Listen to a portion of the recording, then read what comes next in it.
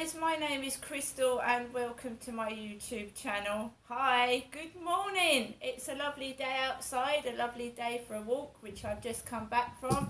And the sun is shining outside. It's shining brightly and it's nice and warm, which is good for me because I don't have to put my gas on for the radiators.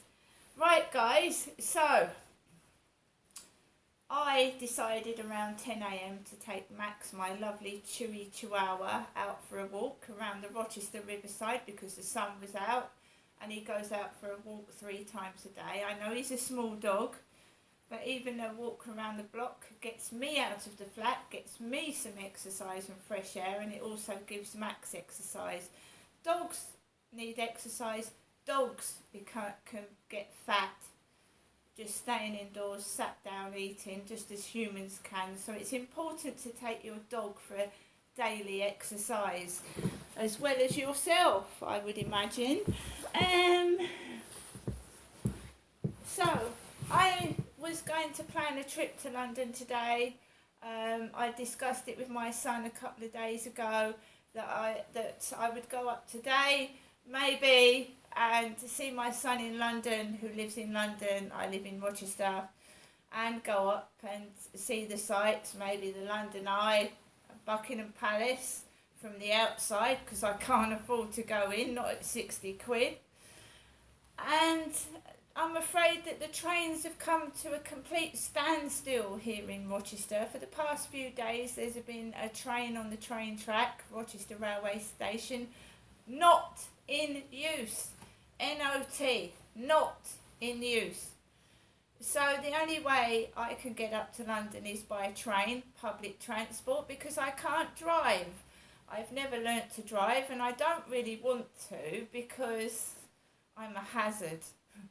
I'm accident prone, and I'm good at driving dodgems at a fairground, and doesn't everyone love the dodgems? I love them. But the only thing is other people bump into the back of you and then your head goes forward. So I love the dodgems. It was my favourite fairground ride as a child, and the haunted house, the ghost ride, you know. So I've always loved Halloween and ghosts and Frankenstein and, you know, all that kind of thing. Because I had a black cat called Jinx. And that was that's all I wanted, was a black cat for Halloween, and I had one. I haven't got him anymore. He got left behind at Victoria Road, Jinx did. So where are we? Yes. So I can't meet my son at the moment because the trains aren't running. They're not running. There's a railway strike here in Great Britain, Rochester, England, and the trains are just on the track, not in use. There's one outside the back window, not in use, so I can't go up to London and see my son on the train. So I get dressed, beanie hat, coat. I don't put my boots on even though the field is so sopping wet, because just lately it's been raining non-stop. It was raining, spitting last night, and the ground is soggy, but I couldn't be bothered to put wellies on. So I put these trainers on, and I walked out of the flat, threw some rubbish out into the communal bin, and then I walked down past the builders, Common Creek Wharf, walking slowly across the Rochester Riverside. I get to the corner of Common Creek Wharf at the bottom, and there's like a white van coming quite fast down the road. And what happened was, there was a bald-headed gentleman walking towards me on the path, and he's usually got a little brown dog, and Max makes a tremendous noise, so I didn't go onto the path. I started walking near the houses in the road, and this white van starts speeding down the road, and it's got Master on the back, Master. It's usually transit vans coming at me actually, but it had Master on the back. And I was walking right near the doorways to the houses, and this white van speeds up. Out pops out a dark-haired man with black hair. Black hair. and he's delivering parcels to the houses that I'm walking near. And, these delivery drivers come down at a speed down some of these roads, and if a child was walking across the road or a pet, it would have been run over, because children haven't got a quick as reaction as myself. And I'm all very well for, like, it's fun, in Crystal's diary she writes she's nearly got run over, but it's not funny to actually speed down a small residential road because you might knock a child over. It's not funny. So I carried on. The guy was dark-haired, stocky, a bit taller than the guy upstairs. I walked past it, tried to walk on the path, and I thought, I'm not going into the road again. So there was 2 or 3 people walking abreast coming up from the co-op, and I'm not walking into the road. I can get run over, and so can my little chihuahua get run over. So it's like I'm walking down past this couple, and there's a girl with a hat walking behind them. And the guy, as soon as I walk past, the guy goes, "Huh!" And I'm just going to myself, well, what is that all about? You're not coughing until I walk past with Max, and then you go, "Huh!" What is that all about? It's annoying. It puts me off. It makes me feel shit. Why do people do it?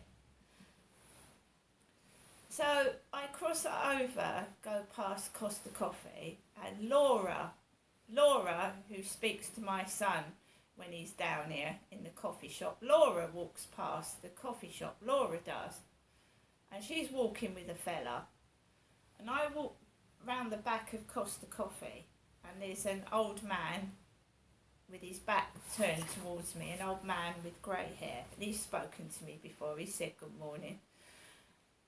Walked across the road, a man with a beanie hat is coming off the field with his dog. There's a builder on his mobile phone near the builder's entrance to the school they're building, and I walk onto the field. But why do people cough when I walk past them? It's exactly when I walk past them.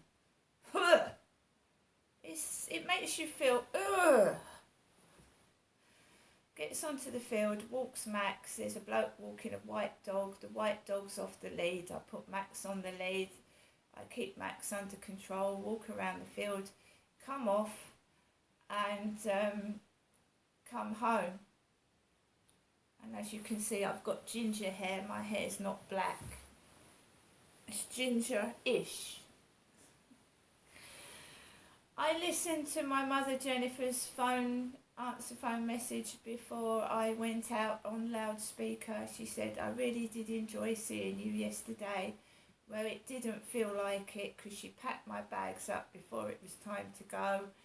She made some very nasty, she said some nasty things about me and my dad, and it made me upset when I was staying with her, and I actually got up and said, I want to go home.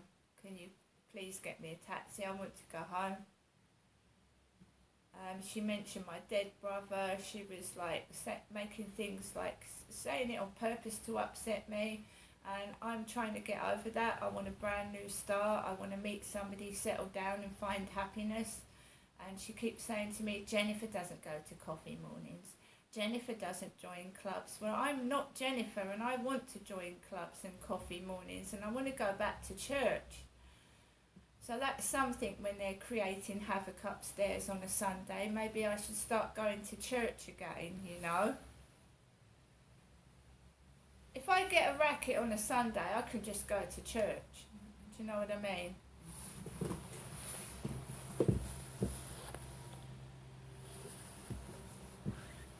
So it's like, you know, I went round there yesterday, like, you know, Mum, you know, you're not old yet, go to coffee mornings. Jennifer doesn't go to coffee mornings. Jennifer doesn't want to meet a man. She's too old. She's 76.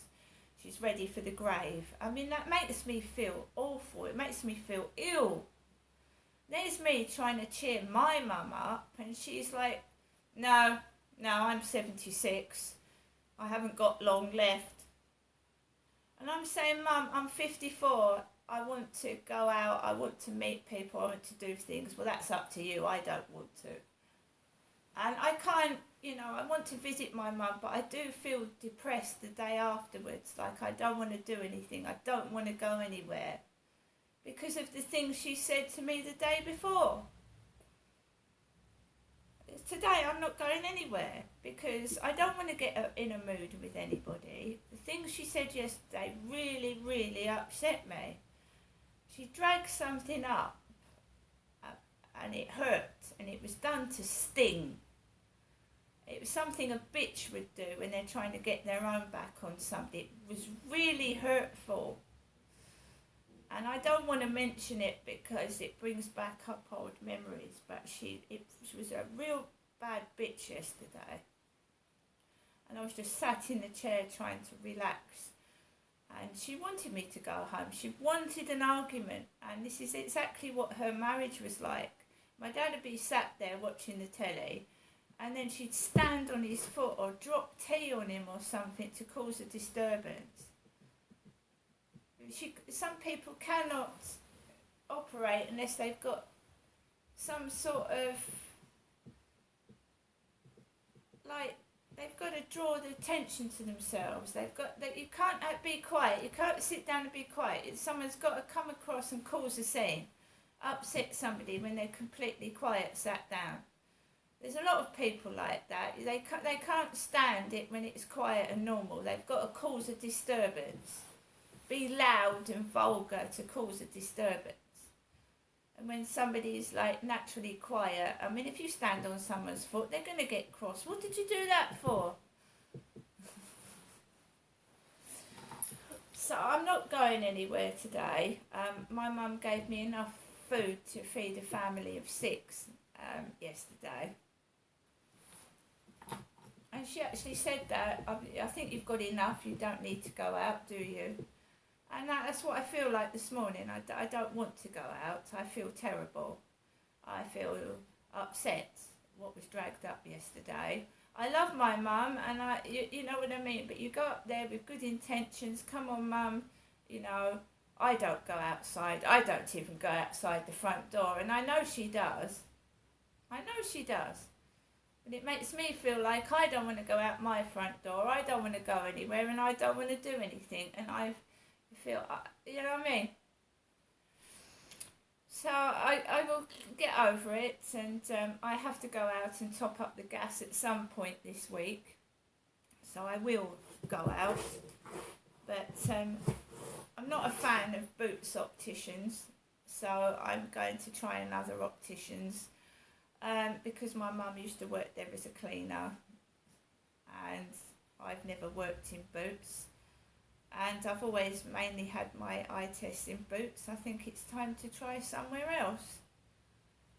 The latest glasses that I've got from Boots opticians haven't been very good, inferior quality, and they don't seem to suit my eyes at all. And I don't live in Strood, I live in Rochester, so sure I can find somewhere else to go and have an eye test. See you later.